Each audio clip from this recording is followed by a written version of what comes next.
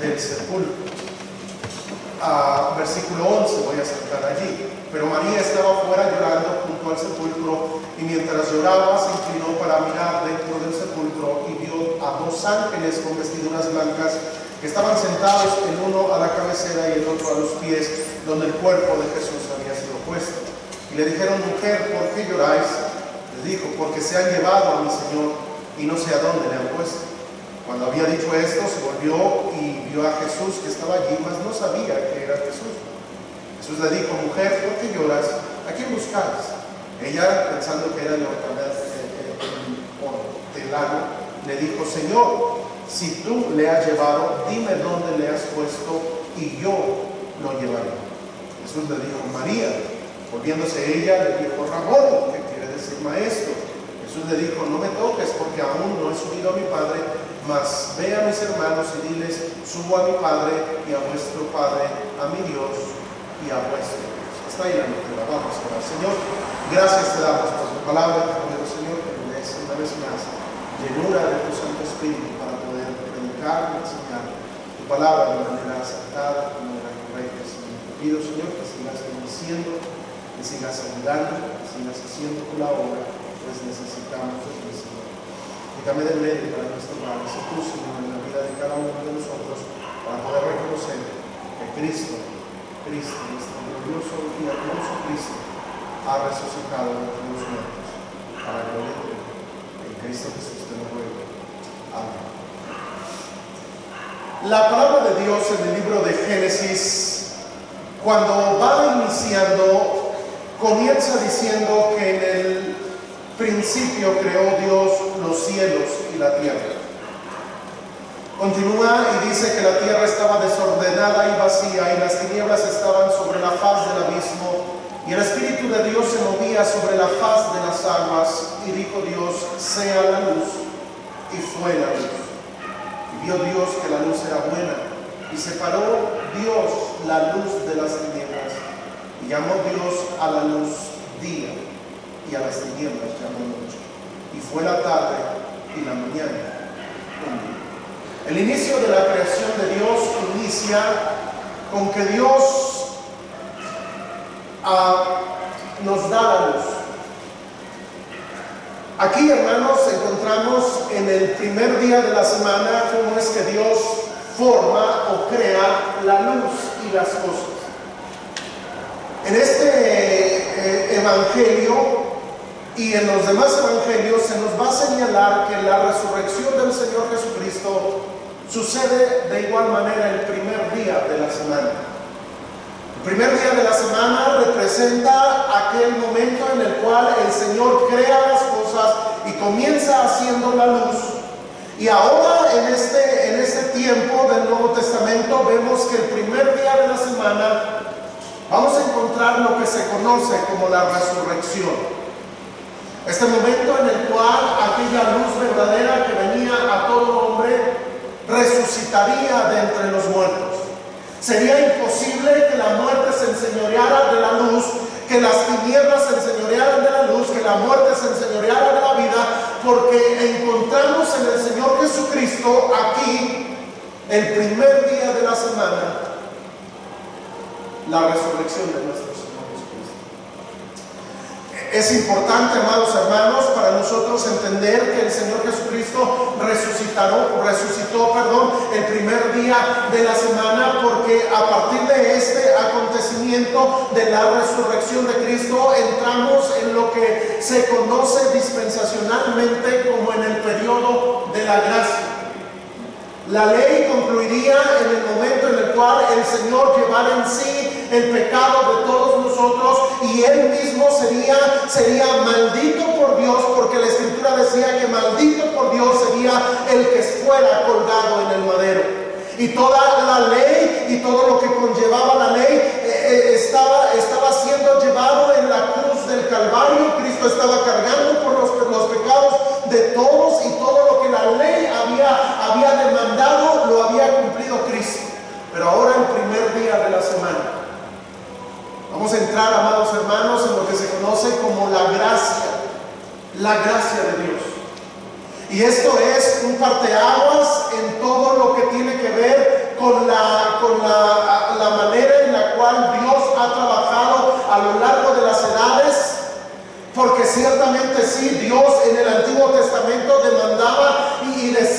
si alguno ofendiera en un solo punto, se hacía culpable de todos los mandamientos.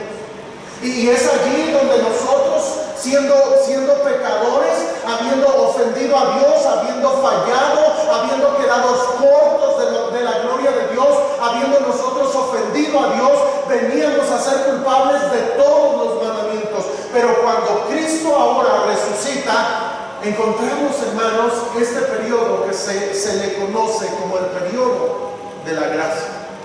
A diferencia del tiempo de la ley, el periodo de la gracia iba a ser un tiempo en el cual Dios se encargaría de dar a la humanidad la salvación. Y cabe mencionar que no nada más sería la resurrección o el poder de la gracia, no nada más sería para aquellos pueblo hebreo, para aquellos judíos, para aquella nación santa, sino que la palabra de Dios decía que Jesús a lo suyo vino y los suyos no le recibieron, mas a todos los que le recibieron, a los que creen en su nombre, les daría potestad o el derecho de ser hijos de Dios. Y es allí donde entramos nosotros como mexicanos, que no éramos parte del pueblo de Dios, pero ahora venimos a ser parte del pueblo de Dios. No éramos parte de la familia de Dios, pero ahora somos parte de la familia de Dios. ¿Por qué? Por la gracia de Dios. La gracia de Dios, amados hermanos, inicia en este momento en el cual el Señor Jesucristo se levanta, así como en aquella primera creación, dando luz al mundo. Ahora, en este tiempo de la gracia, llega el primer día de la semana y el Señor resucita de entre los muertos para poder dar luz a la humanidad. Porque, amados hermanos, cabe mencionar que el Evangelio no nada más es la muerte del Señor Jesucristo.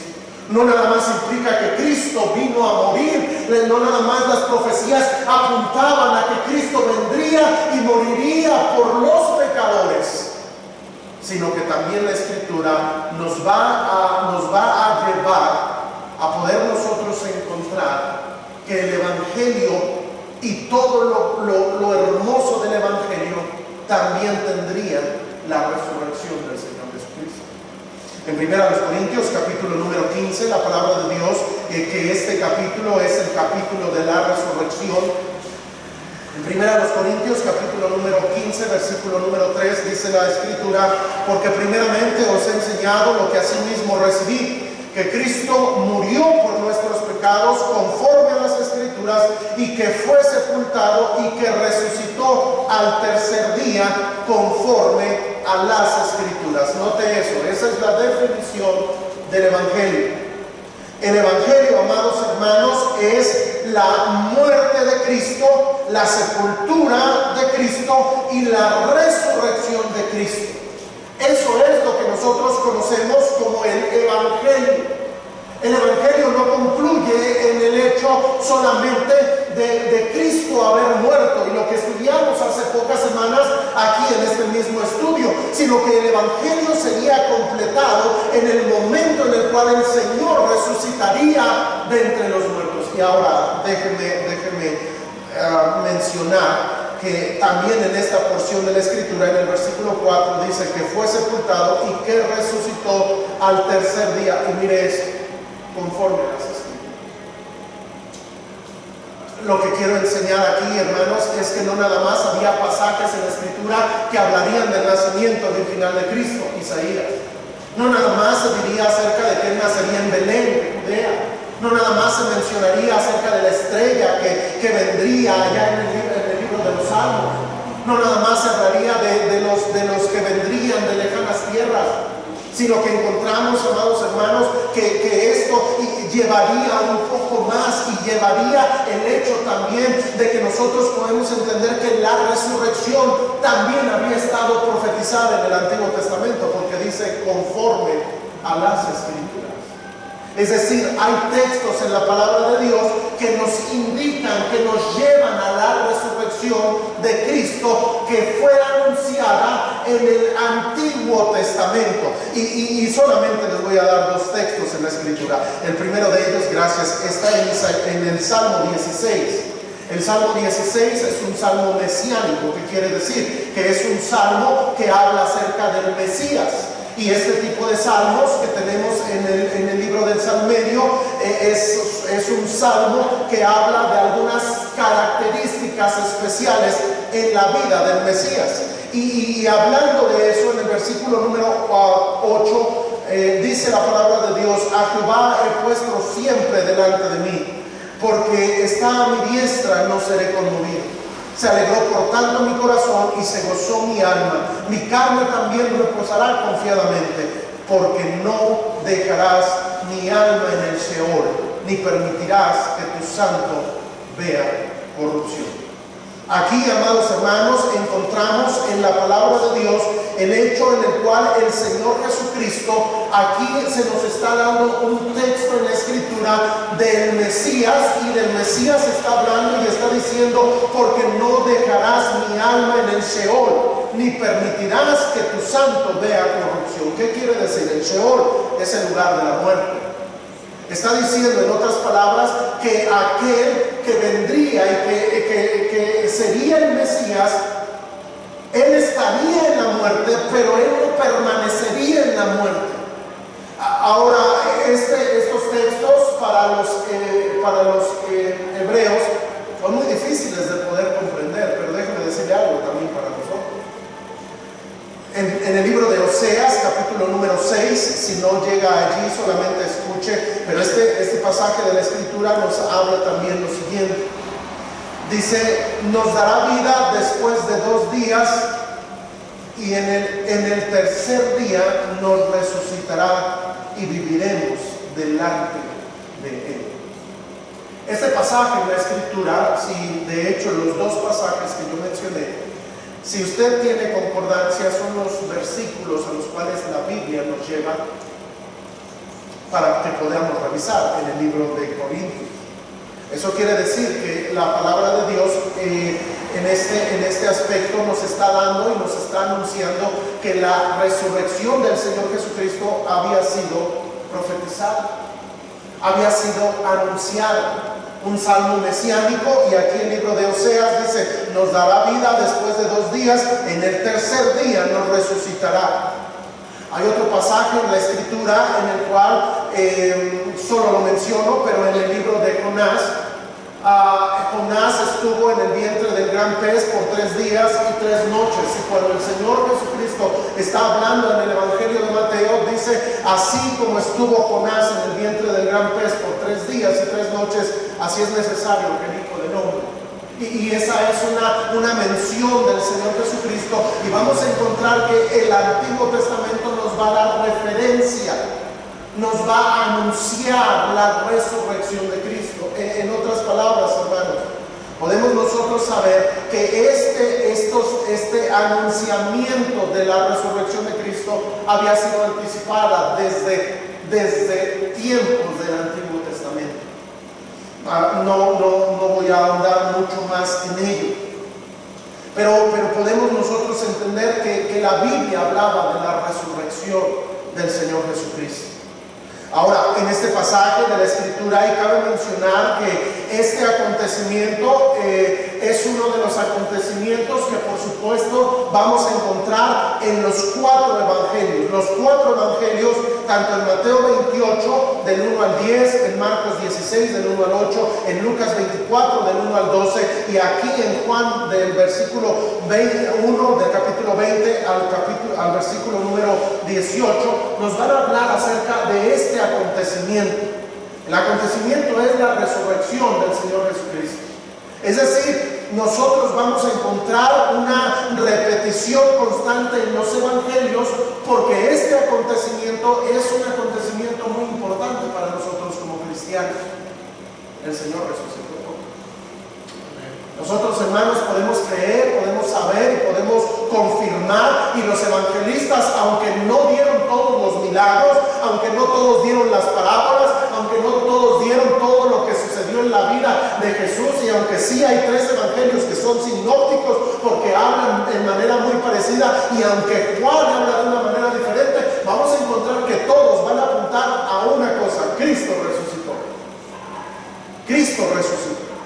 Y eso, amados hermanos, fue la predicación, inclusive con determinación, que la iglesia primitiva tuvo. Porque vean, por favor, lo que dice ahí en Hechos capítulo 2, versículo número 32. El apóstol Pedro está hablando y es el primer discurso que el apóstol Pedro está otorgando a aquel pueblo y está dando, y dice en el versículo número 32, cuando los está exhortando, les dice: a este Jesús resucitó Dios, de lo cual todos nosotros somos testigos. Está diciendo, y parte de su predicación, porque cabe mencionar, hermanos, que el evangelio, para que pueda ser completamente el evangelio, es necesario hablar de la resurrección del Señor Jesucristo. No nada más debo hablar de que Cristo murió, no nada más debo hablar de lo que Cristo padeció, debo hablar que Cristo sí sufrió, sí murió, pero Él resucitó entre los muertos, para que aquel que puede creer en su muerte, en su sepultura y en su resurrección pueda tener la vida eterna. Pedro estaba anunciando eso. En el capítulo 3, versículo número 15, dice también lo siguiente. Este es el siguiente discurso que va a dar Pedro, y note que fue la predicación de la iglesia. En Hechos capítulo 3, versículo 15, desde el 14: mas vosotros negasteis al santo y al justo, y pediste que os diera un homicida. Matasteis al autor de la vida, a quien Dios ha resucitado de los muertos, de lo cual nosotros somos testigos. Y por la fe en su nombre, y continúa diciendo. Note que Pedro está anunciando y está hablando a una gran multitud, y él va a anunciar y va a decir: Cristo resucitó. El anuncio de la iglesia, hermanos, era no solamente el hecho de la muerte de Cristo, sino la resurrección. Pablo, cuando escribe a la iglesia de Roma, les dice: miren, yo no me avergüenzo del evangelio. Los romanos se creían personas que ellos habían eliminado a aquel que había hecho todo un revuelo. Ellos mismos decían, y estaban hablando del Señor Jesucristo, y ellos decían: nosotros acabamos con aquel que ustedes tanto admiraban. Y Pablo va a escribir a los romanos, precisamente a esa iglesia, o a esas iglesias, y les dice: miren, yo no me avergüenzo del evangelio, porque el evangelio es poder de Dios para salvación. En otras palabras, yo no me avergüenzo de que Cristo haya muerto, porque yo sé que Cristo ha resucitado.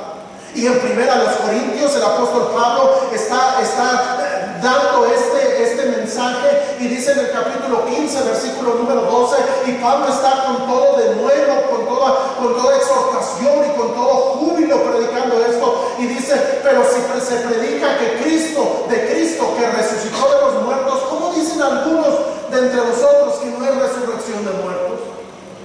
Pablo está dando un énfasis y está diciendo: hermanos, es que nuestro evangelio, y nosotros podemos ser salvos porque Cristo resucitó. Hermanos, Cristo no se quedó en la tumba, no se quedó allí. Cristo venció a la muerte, y al tercer día, conforme a las Escrituras, Él venció a la muerte. Y en el primer día de la semana, así como Dios creó la luz vino a todos los hombres, y Cristo resucitó. Continúa diciendo la Escritura, 1 Corintios 15, dice versículo 13: porque si no hay resurrección de muertos, tampoco Cristo resucitó. Y si Cristo no resucitó, vana es entonces nuestra predicación, vana es también vuestra fe. Note, amados hermanos, ¿de qué serviría entonces tener fe en la muerte de Cristo? Porque si Cristo no resucitó, entonces no seríamos victoriosos.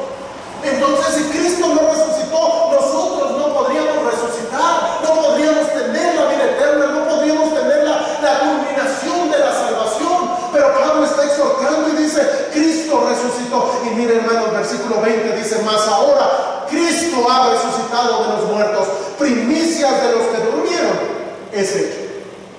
Mire, hermano, ese versículo es hermoso. Mas ahora Cristo ha resucitado. Mire, hermano, eso es el evangelio. Juan está narrando y está expresando cómo es que el Señor ha resucitado, y el pastor Arturo nos comentó algunos detalles, y solamente en ese mismo sentir, y regresando al texto, dice la palabra de Dios en el versículo número 7, Dice en el versículo 6, estamos regreso a Juan 20, versículo 6. Dice: luego llegó Simón Pedro tras él y entró en el sepulcro y vio los lienzos puestos allí y el sudario que había estado sobre la cabeza de Jesús, no puesto con los lienzos, sino enrollado en un lugar aparte.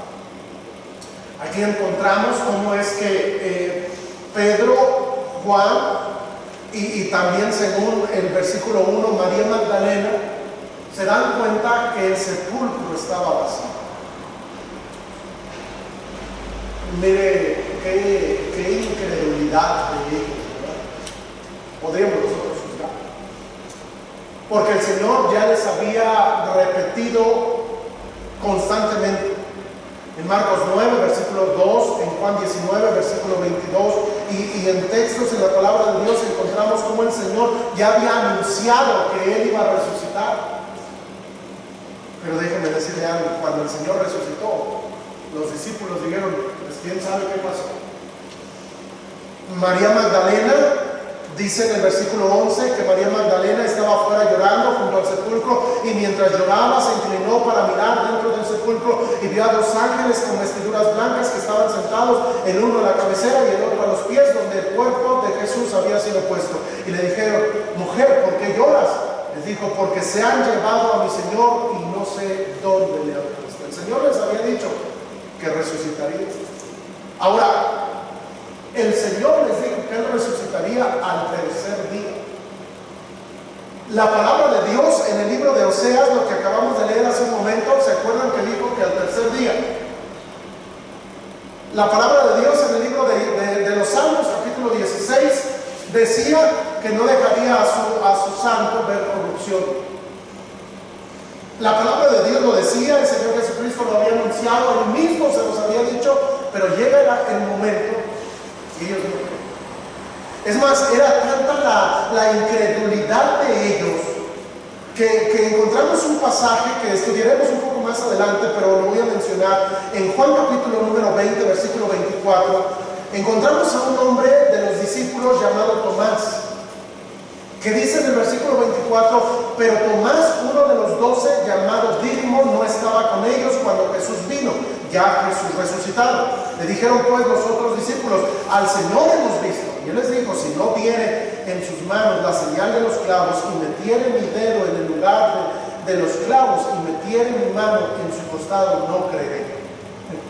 Mire todo eso, la incredulidad de las promesas de la persona, de lo que el Señor había ya dicho abiertamente a los discípulos, porque no era nada oculto. El Señor se los había develado de manera clara, les había dicho: voy a morir y voy a resucitar. Pero a pesar de eso, había incredulidad.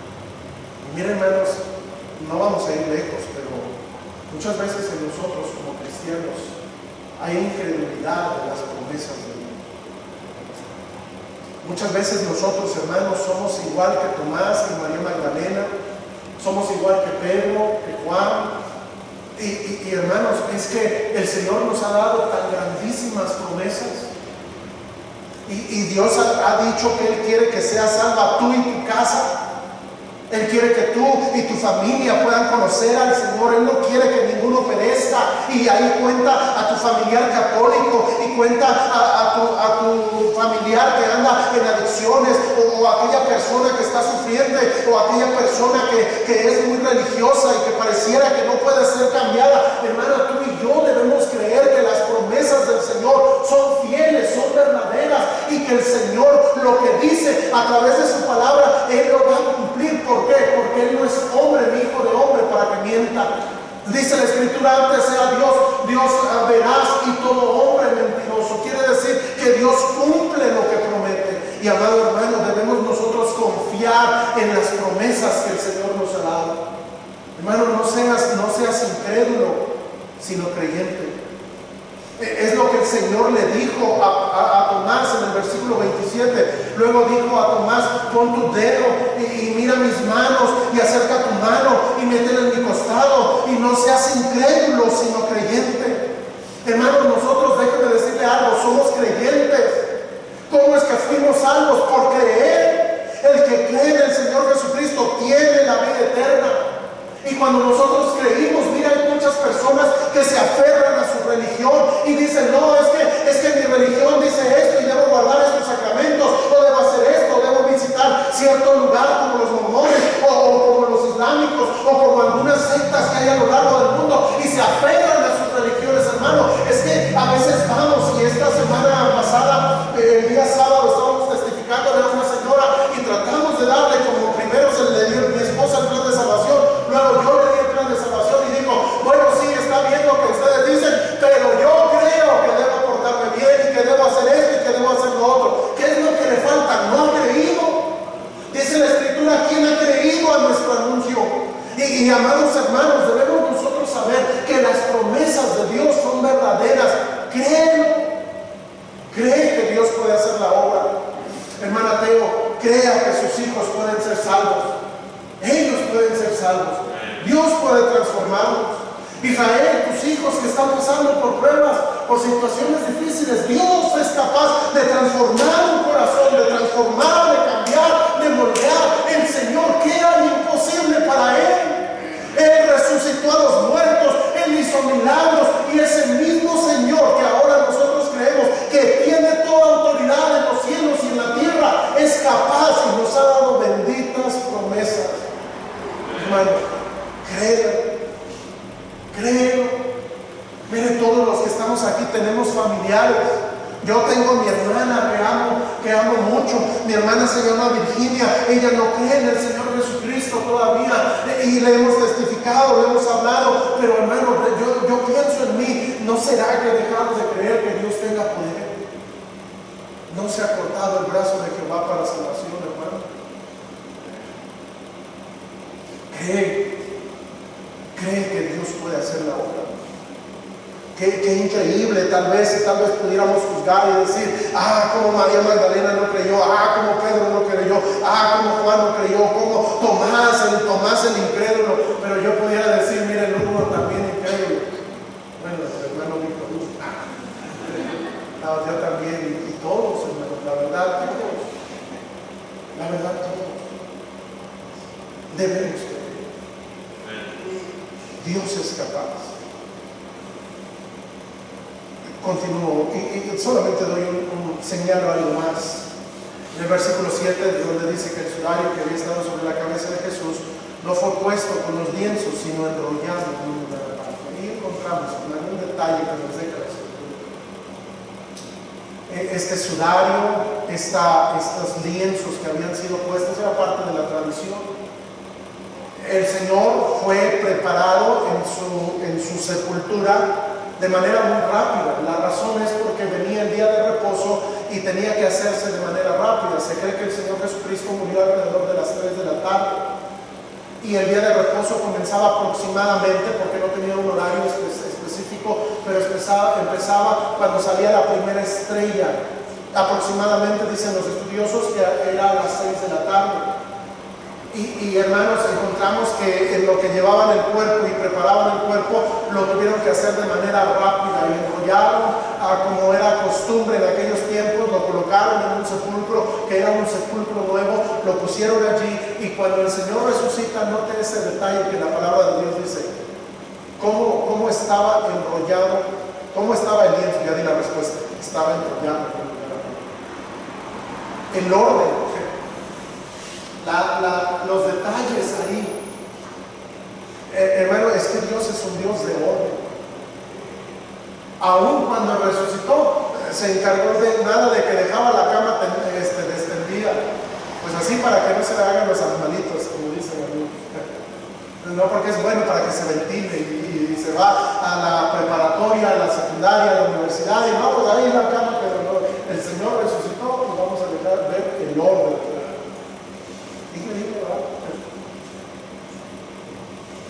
Cierro paréntesis, continúo. Versículo 11 dice, pero María estaba afuera llorando junto al sepulcro, y mientras lloraba se inclinó para mirar dentro del sepulcro. Ahí debemos recordar que primero María había ido, y Y dice en el versículo 1, pero el primer día de la semana, María Magdalena fue de mañana, siendo aún oscuro, al sepulcro y vio quitada la piedra del sepulcro. Entonces corrió y fue a Simón Pedro y al otro discípulo.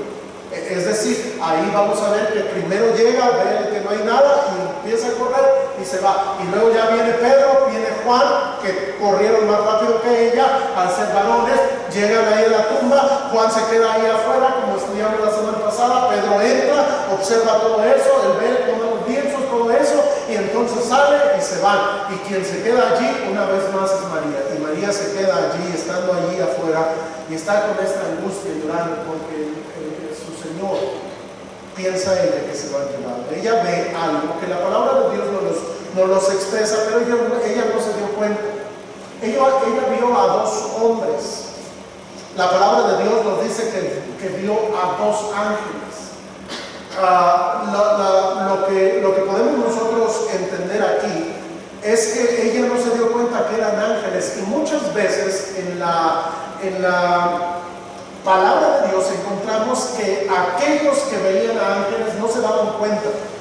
No siempre fue así, porque hubo ángeles que se dieron, la gente se dio cuenta, como aquel que vio David, aquel ángel con la espada, y se daban cuenta. Pero hubo ocasiones como cuando vinieron aquellos ángeles y una teofanía ante Abraham, y vienen ahí a la puerta de su casa y él dijo, bueno, había 3 varones. Él no se dio cuenta que esos eran ángeles. Cuando están en Sodoma y Gomorra, la gente pensaba que eran hombres, y dice, déjanos conocerle, le dicen al otro, y no se dieron cuenta que eran ángeles. Así María no se da cuenta. ¿Cómo podemos deducirlo? Es muy sencillo, porque aquí ella les va a preguntar de una manera muy sencilla, muy humana. Les va a decir a ellos, y les va dice, versículo 12, vio a 2 ángeles con vestiduras blancas que estaban sentados, el uno en la cabecera y el otro a los pies, donde el cuerpo de Jesús había sido puesto. Y le dijeron, mujer, ¿por qué llora? Les dijo, porque se han llevado a mi Señor y no sé dónde le han puesto. Cuando había dicho esto, se volvió y vio a Jesús. La manera en la que interactuó ella con esos ángeles fue de una manera muy natural. Si ella se hubiera dado cuenta que eran ángeles, ella hubiera reaccionado, ella hubiera actuado de una manera diferente, pero ella lo vio como hombres.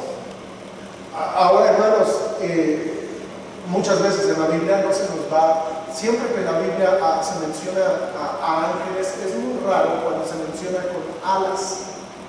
Cuando usted y yo pensamos en ángeles, pensamos en los ángeles que tienen alas. La Biblia dice en Hebreos que algunos sin saber han hospedado ¿qué? Ángeles. Es decir, los ángeles no son como nos los imaginamos o como nos los pinta el mundo. Los ángeles puede haber entre nosotros y no darnos cuenta. Hace un tiempo, cuando Damaris y Luis todavía estaban casados, íbamos a dejar a Damaris a la Ciudad de México, y íbamos ahí, y nos paró la patrulla y nos pidió algunos papeles, nos dijo, les voy a quitar la camioneta. Y yo dije, bueno, pues sí, no les voy a dar dinero. Y ya estábamos en eso, y después apareció un hombre, quién sabe de dónde, y dijo ahí unas cosas. Yo no le vi alas ni nada, pero yo dije, parece un ángel que llegó, y nos dejaron ir bien rápido. Y miren, hermano, ahora no digo que ese hombre es un ángel, pero yo digo que hay entre nosotros, puede haber ángeles entre nosotros. Hay cosas que vienen a la vida y que Dios nos cuida a través de ángeles, y no te das cuenta. María Magdalena no percibió eso, no sabía eso. Y llega el momento en la cumbre de este pasaje, y lo voy a mencionar rápido por cuestión de tiempo, pero dice en el versículo número 14, cuando había dicho esto, se volvió, y miren esto, y vio a Jesús. Estaba allí. De alguna manera también encontramos aquí que ella no se dio cuenta que era Jesús. Algunos, yo cuando estaba leyendo este pasaje y estudiándolo, inicia el versículo 11 diciendo, pero María estaba afuera llorando. Es decir, sus lágrimas estaban en sus ojos. Interactúa con esas dos personas, no sabía que son ángeles, interactúa con ellos y viene esto, y luego ve a otra persona. Sus ojos están llorosos y logra ver a otra persona y dice, pensando ella que es el hortelano, el que se encarga de cuidar los sepulcros. Y ella observa eso y dice el versículo 15 que Jesús le dijo, mujer, ¿por qué lloras? ¿A quién buscáis? Ya pensando que era el hortelano, le dijo, Señor, si tú lo has llevado, dime dónde lo has puesto y yo lo llevaré. Jesús le dijo, María. Note esto. El Señor la llama por su nombre. Y aquí debo hacer una mención, hermano. Dios que conoce por tu nombre. El Señor sabe quién eres. Hermano, muchas veces somos una pantalla, pero el Señor sabe realmente quién es. Qué increíble que Pedro y Juan no se quedaron allí, pero esta se quedó allí, hermano. Tenía el anhelo. Y mira, hermano, María Magdalena fue la primera persona que vio al Señor. La palabra de Dios, ¿se acuerdan quién era María Magdalena? ¿Alguien recuerda? Sí. Una mujer que vivía mal, tenía 7 demonios. Y la Biblia dice que al que mucho se le perdona, mucho ama. Ella fue la que se quedó allí y estuvo allí. Vio a los ángeles.